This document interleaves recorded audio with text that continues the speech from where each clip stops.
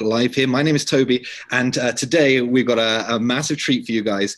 We've got snakes, lizards, turtles, and lots of other cold-blooded animals. So we're joined today by Jason from Calgary Reptile Parties. Hello, Jason. Hello. How are you doing? I'm very well, thank you. So we're going to start off by talking about you, actually. So Jason, what got you involved in reptiles, and kind of where have you gone with them? I've always kind of loved reptiles. Going back to when I was a kid, we had a show here that actually aired from Global Studios, which was 2 and 7 back then, for people that remember, called Monty's Traveling Reptile Show. So I used to watch that every Saturday morning along with the cartoons. Growing up in Hawkwood, there was actually a marsh that is now an elementary school that I used to catch frogs and salamanders at. So that sort of started the initial kind of interest in the cold-blooded creatures. And then 12 years ago, after having kept reptiles for quite a few years and just loving them, I started this company, and I've been literally across Canada. I've been from Vancouver Island all the way to Ottawa doing stage shows at fairs and events. I've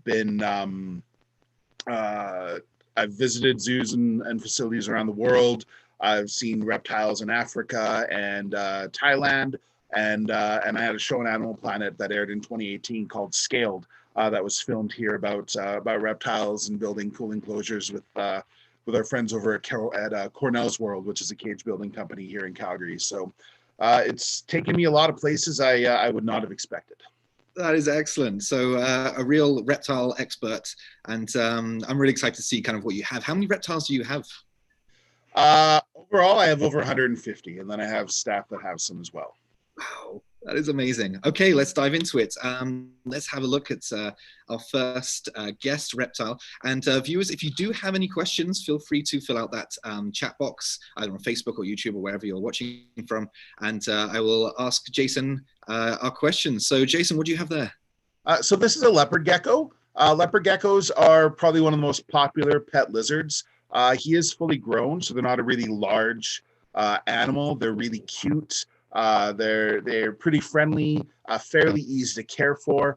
They're found in the Middle East and India, so they're a desert animal, so they like it hot and dry, but fairly low maintenance animals. The cool thing about them is their tail. Their tail is actually has 2 jobs. One, it's quiet, it's future lizard. They store fat there because there can be times where there's drought or famine. So they can't find food. So they will store fat there, and then they will just absorb the fat as they grow, or as if they can't find food. And then once they find food, it gets nice and thick again. But also, if a predator is chasing them and they can't get away, they can drop their tail. So it'll fall off and twitch and wiggle around on the ground like a worm. And hopefully the predator will stop and eat the tail, and the gecko can get away. So the neat thing,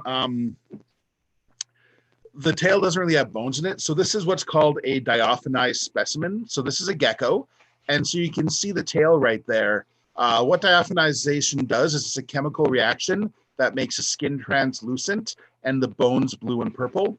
So you can see it's just fat there in the tail. And then the skeleton itself, you can see the spine and the toes and everything. So it's quite a cool process. A lot of people will... they use this in science, like to study animals and their systems and stuff, but also a lot of people get into it with art, or as a way to sort of keep tribute to an animal that may have passed away.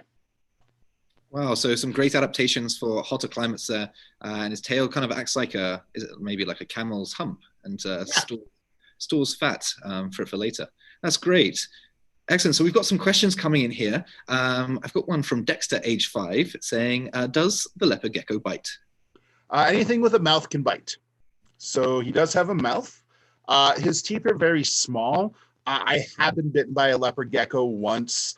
It's basically a little pinch, so it doesn't really hurt. Sometimes if they bite hard enough, it could draw blood, but it's not a dangerous animal by any means. Pretty much anything could grab you if they feel startled or if they mistake you for food.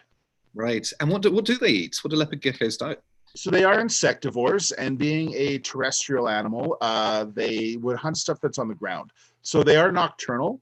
There's two reasons for that. Number one, they live in the desert. So even here in Calgary, like when summer actually happens and it's not pouring rain, that sort of like period, early afternoon, mid-afternoon, where it's just quiet, like dogs aren't barking, birds aren't chirping. There's just stillness because everything's kind of hidden away in the heat of the day. So they're going to be, hidden in a burrow, under a brush, under rocks, and they're most active at night. And that's when the bugs are most active as well. We're being bothered by mosquitoes more at nighttime than during the day. So they're going to eat things like beetles, small spiders, scorpions. As a pet, I feed them crickets and different worms like waxworms, which are a moth larva, and kingworms, which are a big mealworm. Oh, that's amazing. And are they good hunters? And I'm guessing at night have they got good senses, eyesight and things? Yeah. Wait, hold on. Sorry, I have an escapee here. Stop being.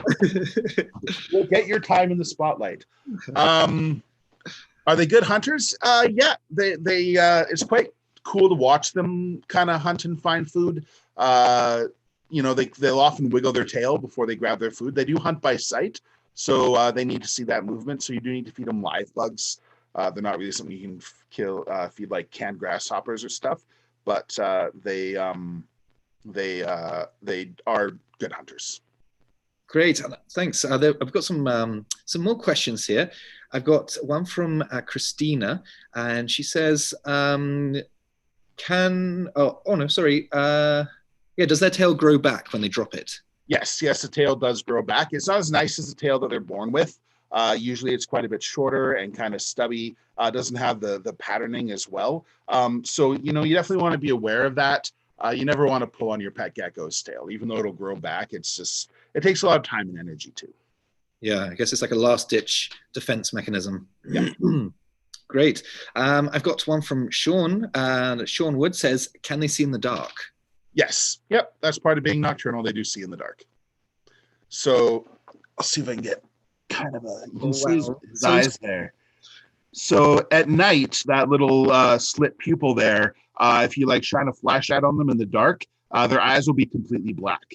So kind of like how that'll happen with a cat as well. So in the dark, their pupils dilate and get really big, and they're able to get what limited light there is from the moon and the stars and stuff, and see at night. Wow, that is a great adaptation. And you've got what's the kind of hole by the side of its head there? It's the same hole that's on the side of your head. So reptiles don't have the ear flaps. Right. But the reptiles that do have ears, which is most of them. Snakes don't have external ears, but these guys do have an opening there. So yeah, that is their ears. Great, excellent. And I've got a question from Celine here. Celine says, where do they live? Where do they live? They are found in the Middle East and India in deserts. So desert environments out in the Far East. Or Middle East. Great. And can we just remind Lucy's just asked, what type of lizard are you holding?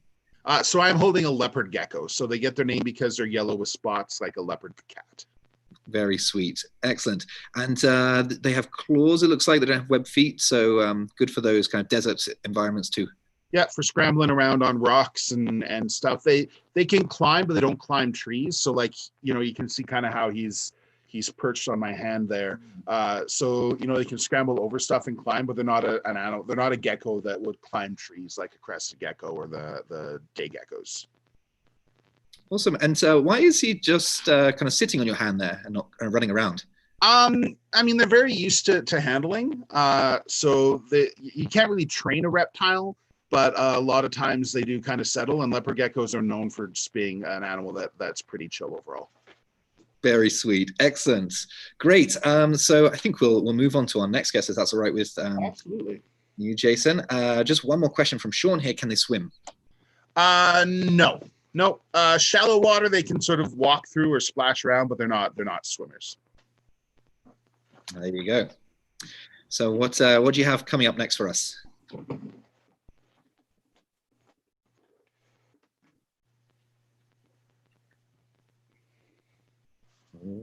Here we go. So Wow. this is a mountain king snake. Mountain king snakes are found in Arizona and parts of northern Mexico. Their colors are very important because it helps protect them. So bright colors in nature typically mean danger.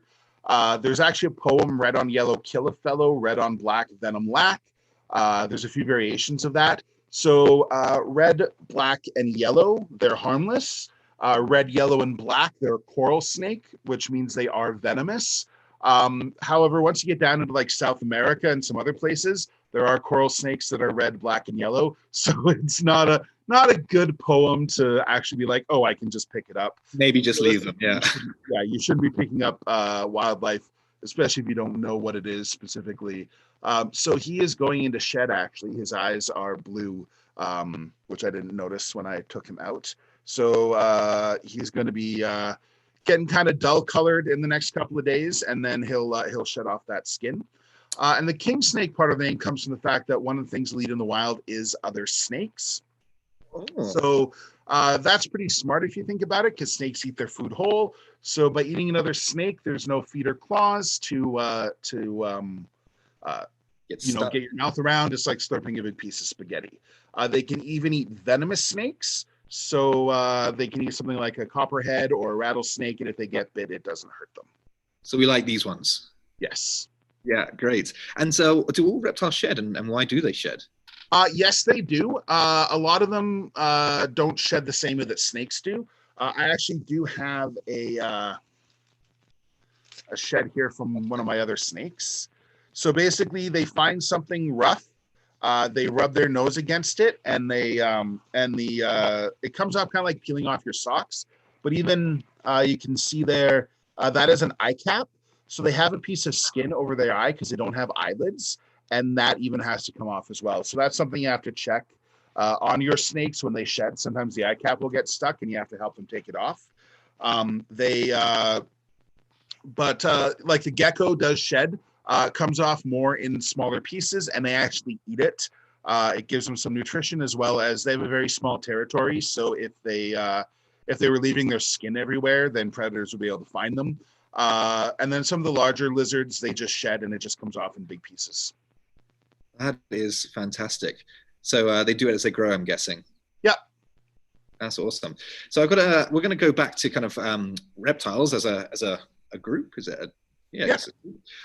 What makes a reptile a reptile, says Layla, age 3? So they are cold-blooded. That's the one thing that all reptiles have in common. So it's there's 4 families of reptiles. There's snakes and lizards are lumped into one family. You have your turtles and tortoises in another. You have your crocodilians in the third, and then one from New Zealand called a tuatara that looks like a lizard, but it's not actually closely related to lizards, and it's like reproductive system is actually closer to a bird's.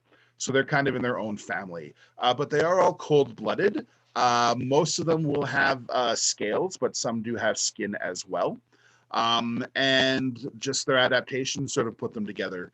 The way they live, relying on the sun for heat, all those are kind of the things that makes them a reptile. Yeah, that was going to be my next question. If they're cold-blooded, they must have to have different behaviors to kind of warm them up so they can move and eat and things. Yeah, when they're cooler, they tend to be less active. So one of the biggest threats that a lot of reptiles have is actually road mortality. Turtles and snakes especially, they'll come out at night, and of course the road gets warm all day, right? So naturally they might sit on something like a rock that's been sitting in the sun all day, and once the sun goes down, the heat's kind of rising off of it. But the same thing happens with asphalt and pavement. So a snake can be sitting on the road and and someone might not see it, or unfortunately see it and hit them with their vehicle. And same thing with turtles. Turtles actually migrate, so they if they're crossing the road, they can get hit by cars as well. Oh, poor little guys. So watch out for them on the roads.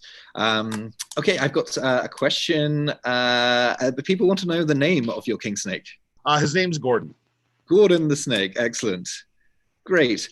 He's actually pretty close to 4 feet, but because he's so slender, he doesn't seem as big as that sounds. Mhm. Awesome. Great. So just a reminder, viewers, if you do have questions for Jason and his reptiles, pop them into the message box or the comment section, and we will ask him live for you. Okay, Jason, what do you have for us next? So this guy is pretty cool. So these guys kind of get like put in the same category.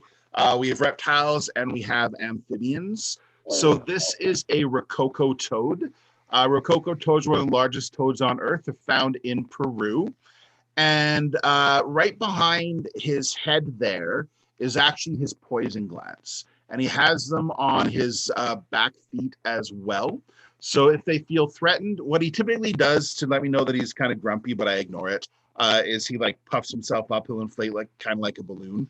But if they feel really threatened, they secrete a white toxin from those glands behind their head and on their feet that stands out against the skin, and that's a warning to a predator: leave me alone, I can make you sick. So these are not dangerous to people or pets, but there are some other amphibians, like for example the cane toad, which has become an invasive species in Australia and Hawaii and Florida. They are lethally toxic to most animals.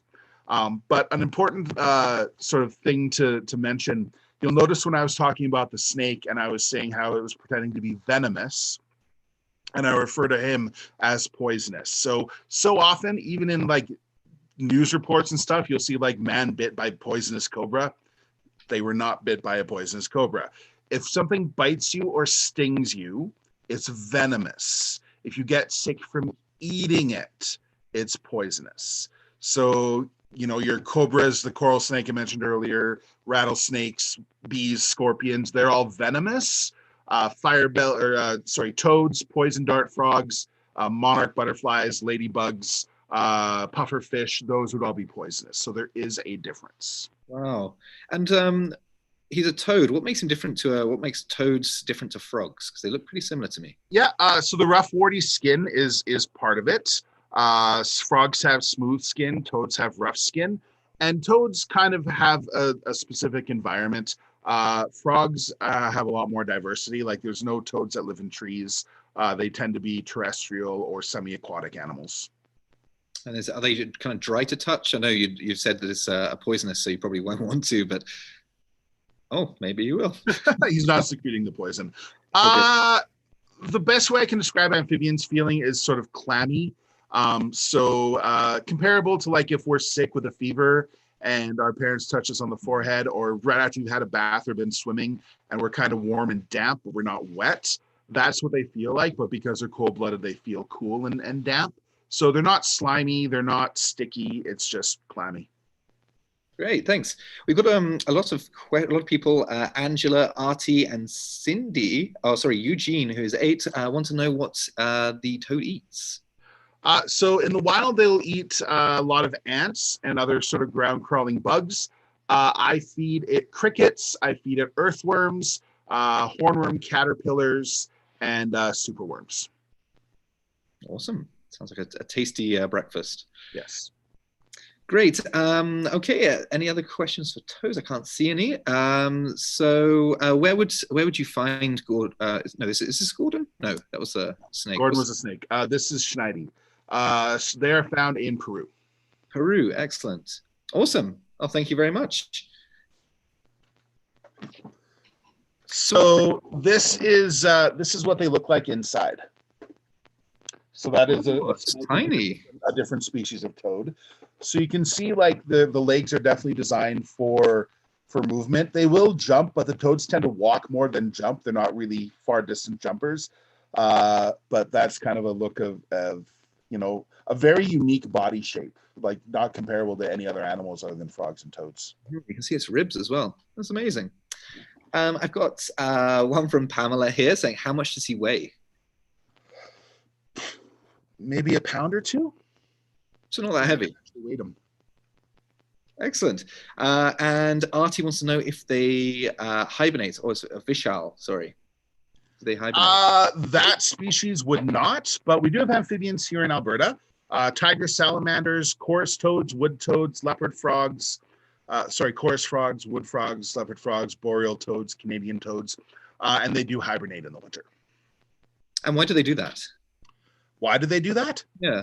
Have you been outside? I know you're English, but been in the country long enough to know that it gets cold I'm here. guessing, yeah, it's the coldness. Yeah, it's and where do they hibernate to keep warm? Typically, they'll bury themselves underground. Some species do because they slow down their metabolism.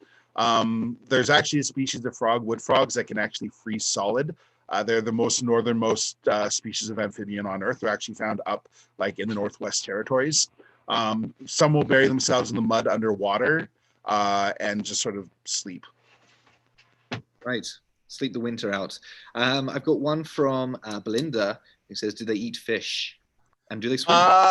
Some amphibians do. They would not. They're going to be hunting on the ground. So they're not. Only time they're really going to be around water is when their breeding season is, and they're laying their eggs to have the tadpoles. Great. Awesome. And JH Lego Animations wants to know how they slow their metabolism. So getting into some pretty complex stuff here. Yeah. You know what? It's just one of the talents that they have. Like, I mean, we could do an entire show on amphibians and just all the different adaptations. Like, there's not many other than maybe fish and insects that have the variety of adaptations in different ways they survive as amphibians. So they just have the ability to just stop and slow down. And reptiles and amphibians that's one of the things about being cold-blooded is they have a slow metabolism anyway, but especially compared to mammals. So it's just the magic of amphibians. So is that how they kind of conserve their energy, is by lowering the metabolism, the heartbeat, all that kind of thing? Wow, that is fantastic. Okay, Cindy wants to know how many reptiles you personally have. 150. 150, wow. And they all live with you, do they? They all live with me. That must be a noisy house at night. Sometimes, yeah. I can hear the crickets. I have a tokay gecko that serenades us at night, and I have some of my tree frogs typically calling at night. A lot of reptiles are quiet. That's one of the nice things about them, with some exceptions. So, you know, they're not going to be a really loud animal or like, you know, annoying your neighbors by chirping or squawking. But yeah, some of them are vocal. So that's one thing to keep in mind when you're thinking of looking into them as pets is, you know, people that really like tree frogs or red fire-bellied toads are a really popular amphibian, and they can be really loud. So someone keeping them in your room at night could get quite loud. So a good thing to bear in mind. Great. I'm excited. What do you have next for us? So this is Leo, and he is a red-eared slider turtle.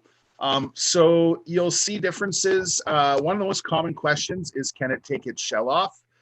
So this is actually a shell from a tortoise, and the answer is no. So this tortoise did unfortunately pass away, but like its rib cage is inside that shell. And you can see kind of the physical differences. Tortoises have more of a dome.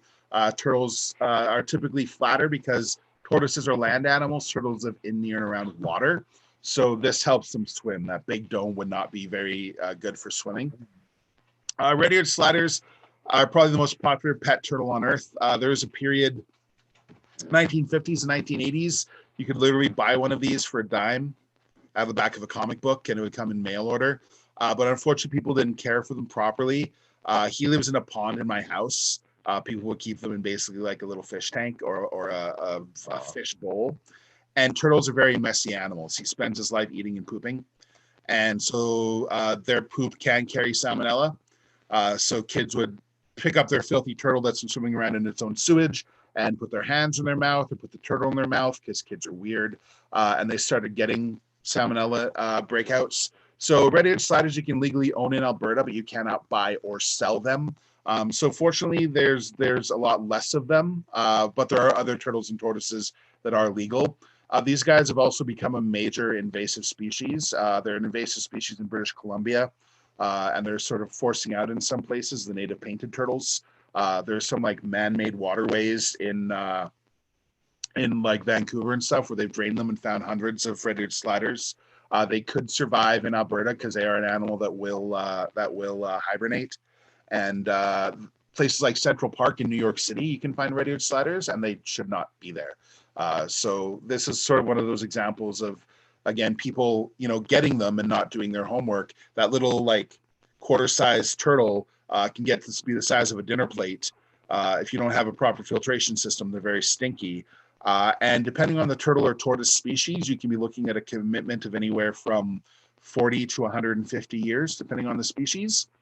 So this isn't a short-term pet. They are a commitment.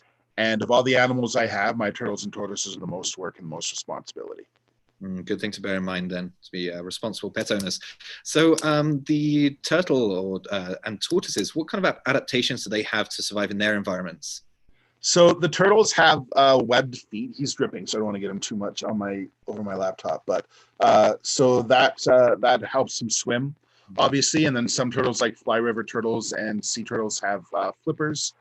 Their shell is their big adaptation. They do hide in it. But also, like if you look at them from the top, it's dark, but underneath it's light. That looks kind of like sunlight filtering through the water. So not only does this protect them from like birds and stuff flying above, because it blends in with the water, but from below, large fish won't necessarily see them because of that color pattern. So that's one of their main adaptations. Their ability to survive is remarkable. They can take, unfortunately, a lot more abuse than a lot of other reptiles can. But it does show, you'll see animals with like really pyramided or heavily domed shells or things like that. But it's pretty remarkable that turtles and tortoises are literally found around the world and have been able to survive for millions of years. And on that, they do kind of look very prehistoric. So are they dinosaurs or dinosaurs lizards or reptiles? And that's one of the funny things about like science is we're constantly learning new things. Because when I was a kid, yes, reptiles were dinosaurs. Like Tyrannosaurus Rex literally means terrible lizard. And they're not. They're actually more closely related to birds. So reptiles certainly lived around the time of the dinosaurs. There were absolutely prehistoric turtles, prehistoric crocodilians, and even sort of post-dinosaur in the area before or sort of after the Ice Age. We had things like Titanoboa and a turtle that was the size of a car in South America. And so they've existed for millions of years, but they're not direct descendants of dinosaurs. Awesome. Yeah, it does look like something that you find in Jurassic Park. Belinda would like to know what the diet is of a turtle. So turtles are omnivores. Tortoises are herbivores. So that's an important distinction as well. I feed him fish, shrimp, veggies, fruit, turtle pellets, and insects. So earthworms, crickets, similar to what I feed the toad. They will eat small vertebrates in the wild. So they'll catch things like, if they're often like will eat anything. So like if a dead bird's in the water, they will eat that. They will eat carrion. So there's lots that they're very adaptable to very picky eaters. Yeah. Awesome. Okay, great. So I think we should. How many more do we have? We've got about 15 minutes. So should we see what you've got up next? Absolutely. A lot of people don't realize that we do have snakes in Alberta. We have 5 species of snakes. We have 3 types of garter snakes. 2 of them are found around Calgary. So like down in the Canadian wilds in the Calgary Zoo, you can see garter snakes, for example, actual wild ones, not on exhibit. We also have western hognose snakes. We have the prairie rattlesnake, and we have a cousin to these guys. So this is a black pine snake. This is who the shed was from earlier. And these guys are related to bull snakes. So bull snakes are our largest native species of snake. They're also the only one that's non-venomous. Garter snakes are actually rear-fanged venomous. So the back of the mouth, they do have teeth. And so these guys are constrictors. So they catch their food and wrap around it and squeeze and actually cause their prey to have a heart attack. The suffocation is actually not how they kill their prey. And we found that out 4 years ago with a study with boa constrictors. So that kind of shows you that we're still learning new things about animals, even the ones we think we know everything about. So snakes are really important, and a lot of people don't think about that because their primary diet is rodents. So in the wild here in Alberta, bull snake would eat mice, voles, gophers, In other provinces and states, they eat rats. And of course, rodents eat grain and vegetables, which farmers are trying to grow for people. So they are an animal that, really needs to be understood and respected. There's nothing to be afraid of. Even the rattlesnakes, the number of human deaths by prairie rattlesnake bite in Alberta is 0. And the number of bites in the last 25 years is less than 20. Wow. So the chances of even being bit are astronomically small. And no animal, whether it's venomous or not, is like waking up and going, I can't wait to bite some people today. So if we respect them and leave them alone, they will leave us alone. Most snake bites happen on people's hands and arms because they're trying to harm an animal. I don't have to deal with this as much up here, but certainly some of my contemporaries, like in the States and stuff, where there's rattlesnakes and water moccasins and stuff, often hear from people like, oh, cool, a snake. I've killed lots of snakes. It's like, one, why do you think I want to hear that? But also, that's a big part of what the entire industry of reptile education is about, is educating people about how these guys are important. They're an important part of our ecosystem, and we need to leave them alone. There's no reason to kill a venomous snake or a non-venomous snake. If you see one, leave it alone. It's going to slither off and continue to live its little snaky life. And I really like how you touched on how they're important in the ecosystem there, because without them, you get problems with rats and rodents and things like that. So really important to have that in a balanced ecosystem. Now, Jason, I saw a video of an Albertan snake. I think it might have been a hognose. And it had this crazy adaptation where it kind of rolled on its back and played dead. Was that what it was? Yeah. Yeah, that's a hognose. Yeah, really, really cool. So why is the snake kind of sticking its tongue at me? Is it being rude? Yes. Yeah. It's like, who is that? No, that is how they smell. So they stick out their tongue, and the reason why it's forked is kind of like why we have 2 eyes. It gives us a broader scope of vision. So that forked tongue lets them get air particles from different directions. And then on the roof of their mouth is something called the Jacobson's organ. So that turns those air particles into essentially smells. And so he can smell the toad, he can smell the gecko, he can smell the other snake. And so they use that. So, you'll see them, especially like on feeding day, they can smell the rodents. And I go into like my snake room, and they're all just sitting there staring at me with their tongues coming out, and they know that it's their time. So they know when there's food even before like they see it. Wow, so pretty powerful senses there. Now, do they have 5 senses like humans or mammals? Yes. Well, you got me there. So they don't really taste, and I'm not sure if like other animals do. I feel like maybe some of the larger animals do because they might be picky. But some of my vegetarians, like the tortoises, for example, will go and make a beeline for the sweet stuff first over the veggies. So you got to kind of mix it in, kind of like a kid. So I think some of them certainly probably have taste.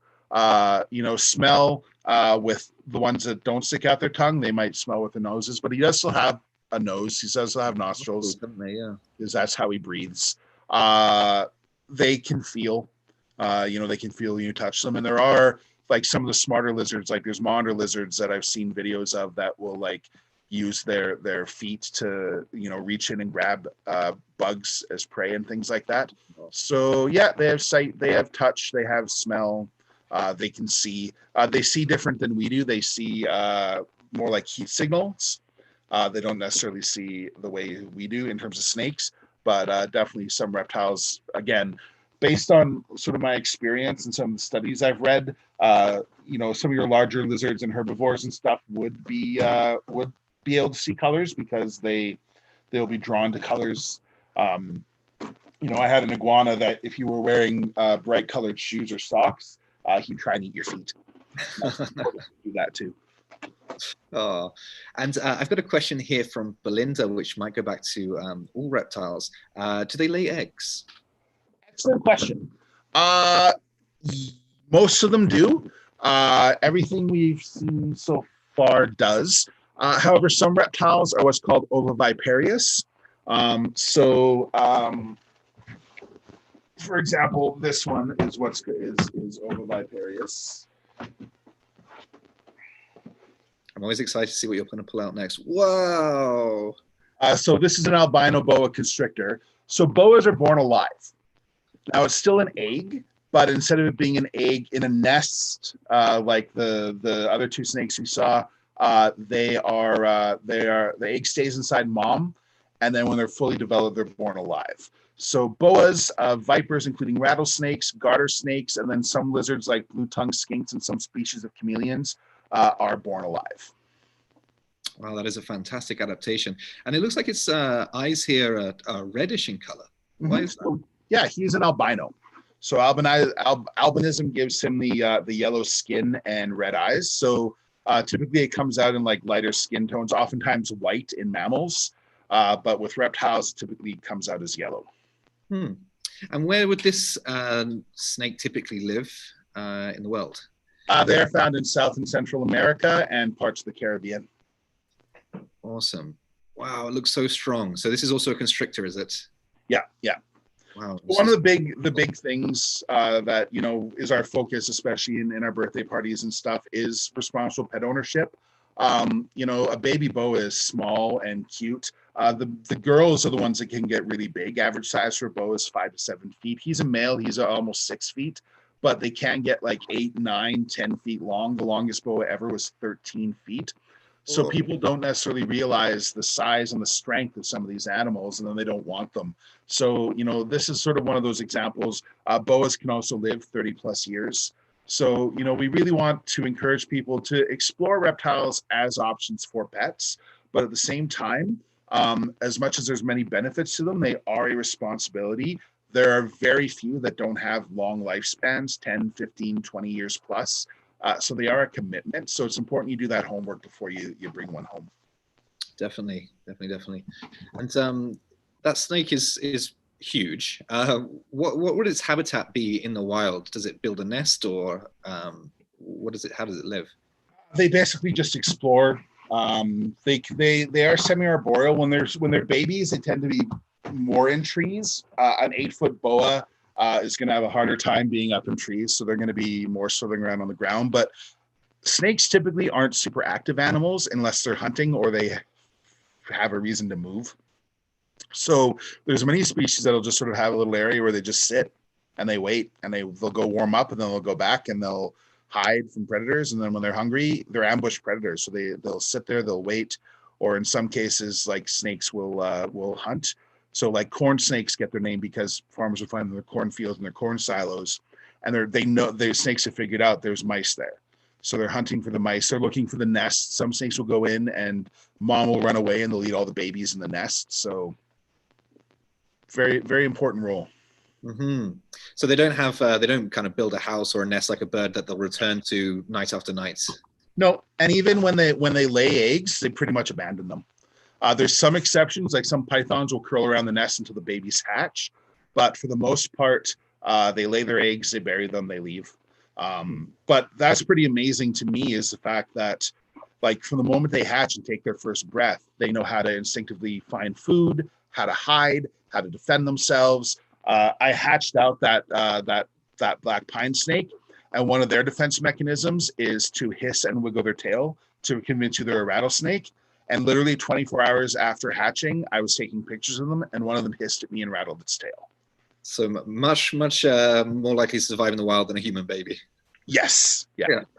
I've got a question here from Melanie. She would like to know what that snake's predator would be. Is it an apex predator, or is it prey for anything?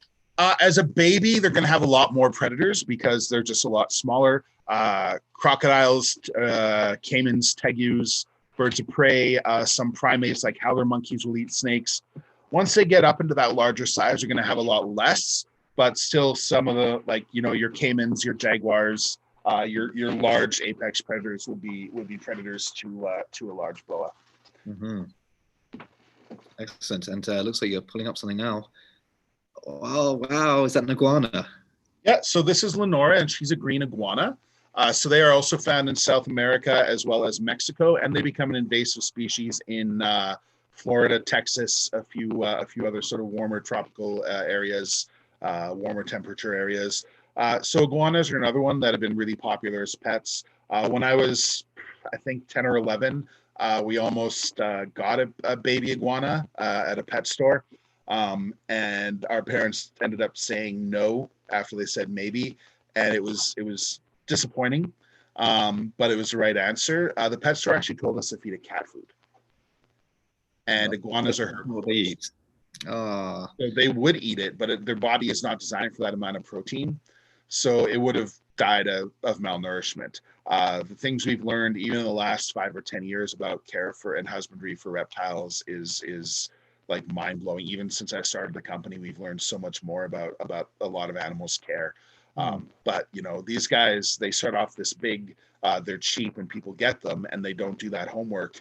Lenora here actually got from someone who had her dropped off at her pet sitting business for someone that was going on vacation and never came back.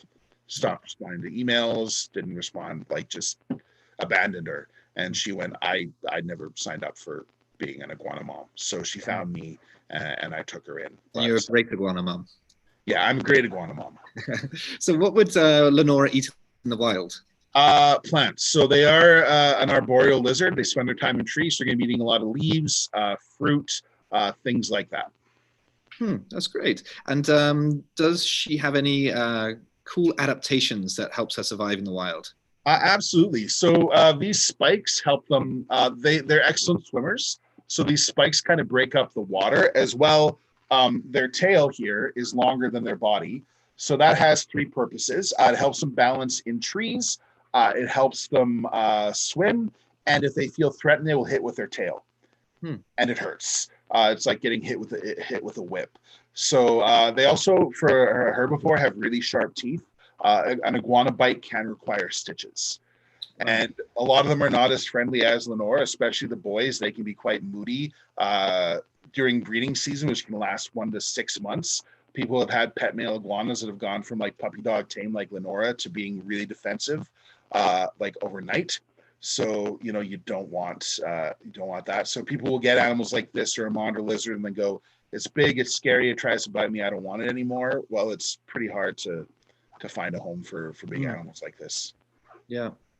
I'm going to jump over to some of our viewers' questions. We've got a few that come in. Artie would like to know, can they swim? Yeah. They can swim. Melanie would like to know, do they cuddle? Yeah, she's a cuddler. Kristen would like to know, Dex would like to know what you do with your animals when you go on vacation. I actually have a staff person that comes in even when I'm not on vacation, and her job, she comes in every other day to clean, to feed, to take care of animals. So when I'm away, they just come in and do their job like normal. We've got one from Lucy here who wants to know, do iguanas grow their limbs back? They do not. No reptiles will grow their limbs back, but salamanders can grow their limbs back. Right. Wow, that is crazy. Celine would like to know where she's from in the world. They're found mostly in South America and Latin America. That is awesome. And then Abtin. Oh, Abtin's got a fact. They read somewhere that in the time of the dinosaurs, there were huge snakes that could eat something bigger than a human. Is that true? Yeah. Yep. Titanoboa was like 50 feet long and 1,000 pounds. Oh, I'm glad they're not around anymore. Yeah. Excellent. Do you have any other animals to show us? He's our last one. We're all out, so we've got 2 minutes left. I know before we kind of went live here, you showed me a skull of something there. So this is the Boa Constrictor skull. So you can see at the front there, that's how they're able to eat their prey. So it's not fused together at the front. So they don't dislocate their jaw. It just kind of stretches. But like one of the questions is, do snakes have teeth? And the answer is yes. The teeth are tiny and needle sharp. Like it's a lot less intimidating. You can barely see, they're in the gums too. So like they stand out a lot more in a skull. But I have been bit by snakes before. It's pinpricks, like getting a needle from the doctor. I would rather be bit by a snake over anything cute and fuzzy.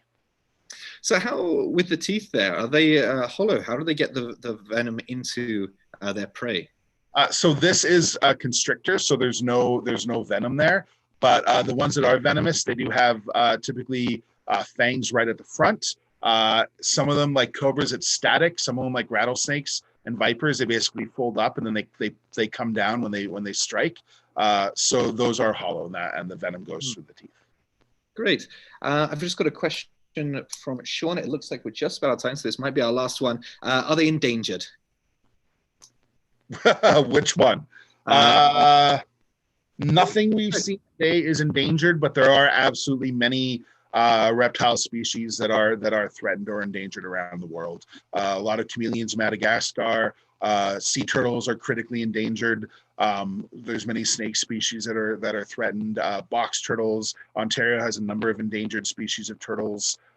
There's species of iguanas like the blue rock iguana in the Cayman Islands that are endangered. So yes, there are absolutely endangered species in the reptile world. Cool, good to know. So it looks like we're just about out of time, Jason. So I want to thank you very much for teaching me actually a lot about reptiles and amphibians today, and all of our viewers too. If you do want to kind of have a closer look at Jason's reptiles, he does do birthday parties, and you can find all the information online at calgaryreptileparties.com.